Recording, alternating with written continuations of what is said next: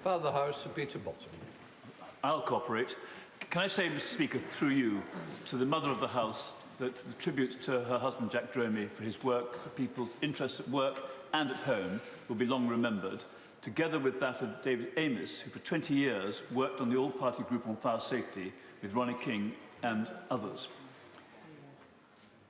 I believe this is another step forward which is greatly welcomed and greatly needed.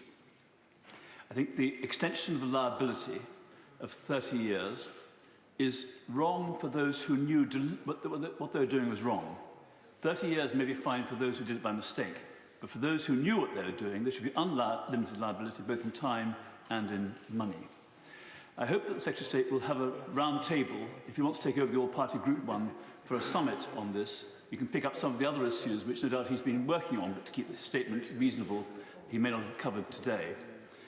One problem are the insurance premiums paid by leaseholders for the property they don't own, which may have gone up from an illustrative £300 a year to £3,000 a year. I believe that the Association of British Insurers should be told that the Competition and Markets Authority will look to see whether there is price gouging, in simple terms, and if there's some kind of catastrophic reinsurance needed, that the government will help them to make communal arrangements to deal with that, because those insurance premiums should come down to the £300 that they were before. The last point of very many I'd like to make is that the Treasury will expect to get the benefit of levy and tax towards the £5 billion already announced, and the contributions which will come in from developers will relieve burdens on residential leaseholders. But the government also gets the VAT on money that's spent, which is 20% of the total cost. If the total cost has come down from 15 billion to, say, 12 billion, my right honourable friend can calculate and discuss with the Treasury how much extra the Treasury is getting. The Treasury should not be making a profit out of all this catastrophe. Can I thank the Father of the House for his questions, and also say that he is quite right that Sir David Amos, before his sad death, was one of the most prescient and one of the most effective campaigners for improved building safety, and his memory was very much in my mind.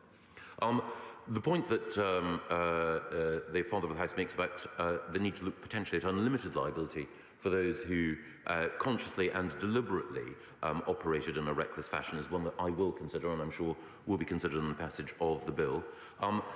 His point that we should work with others, particularly the broad leasehold community who've done so much to identify the way forward, is absolutely one that we intend to do.